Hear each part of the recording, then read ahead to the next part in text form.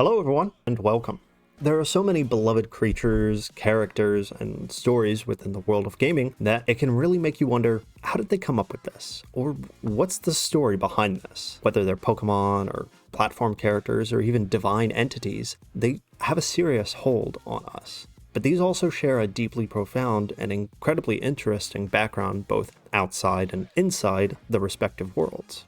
In this episode, we're going to explore our favorite gooey boy, Goodra, and we'll take a deep dive into the mythology of this friendly Pokemon within their world and explore ours. We call it Mythology in Gaming.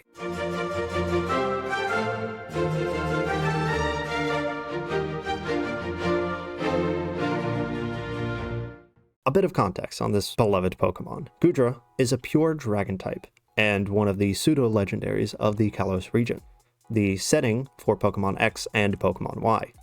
First found as a small and timid Goomy along Route 14's marshes of northern Kalos, it is extremely unassuming. But it ends up packing a base stat total of 600 with an insane 150 special defense once fully evolved into Goodra, which is something that we'll touch on a little later in the video. Now, you may be wondering, this is just another Dragonite, but without the wings, right? And in looks, sure, you may be right on that to some extent. But looking at its Pokedex entry in both Alpha Sapphire and Pokemon Y, you see that there's a little bit more to this Pokemon than meets the eye. It goes like this. It attacks with its retractable horns. It throws a punch that's the equivalent to the force of 100 pro boxers. So, wait, that would mean, well, how much does a pro boxer throw? 776, so times that by 100 and... Oh, this friendly Pokemon can seriously pack a punch, right? Sorry. What I'm trying to get at is Goodra doesn't punch with its hands, but instead with its horns, or as some would call them, antennae. It fights fiercely, and it fights with monstrous power. Within my research on the history of Goodra and the mythology surrounding it, I came to find a couple of prospects on what our favorite gooey boy originates from. One route to the mystery is with the nudibranch mollusks, some even called the blue dragon sea slug, as both share some similar appearances while also having a slime-covered body and colorful coordination as a defense mechanism, as you can see with Goodra's shiny, as it reflects this. An interesting fact with this connection, though, is that the nudibranches evolved to shed away their protective shell to what we see them as today. Which brings us to our next connection. Goodra, and even Sliggoo for that matter, have two forms within the Pokemon world. Their Kalosian form and their Hisuian form. Notice the difference? In the game Pokemon Legends Arceus, the timeline takes place a few hundred years before the events of the Generation 4 games, and features a slew of specific evolutionarily different Pokemon. Goodra, and as well Sliggoo, exhibit this with their enormous shell in desaturated colors, as the shell is their defense mechanism. This Hisuian form shares as well a history within the Japanese mythology of what's known as the Shusebora. Hopefully that pronunciation is correct. A sea dragon that hides within its shell in the depths of the ocean. The myth of the Shusebora follows a small and timid Triton snail that lives high in the mountains and after 1,000 years or so grows into the small slithering dragon, and through heavy rainfall and landslides migrates to live in the caves or marshes of the valleys near people and villages. After another 1,000 years or so, it grows even larger.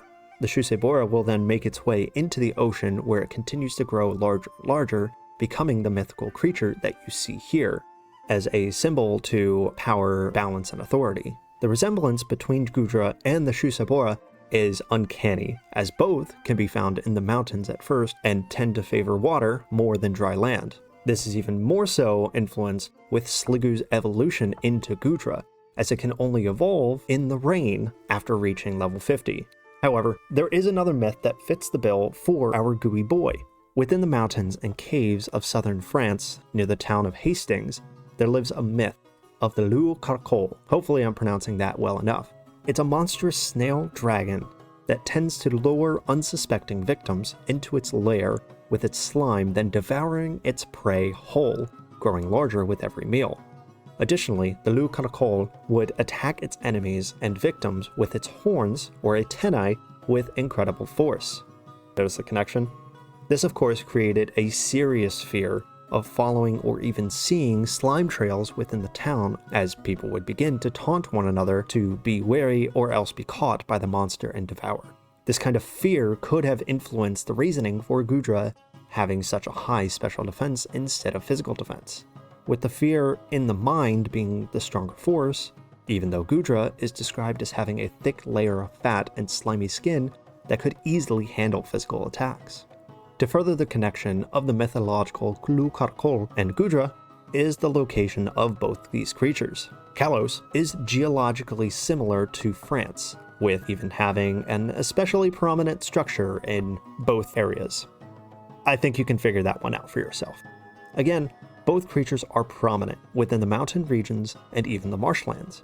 With this, it actually brings us to our weirdest and most fascinating myth, to be quite honest. So, okay, it's not exactly a myth, but more so an honorable mention that may or may not have influenced Gumi, Sligo, and Goodra in their creation.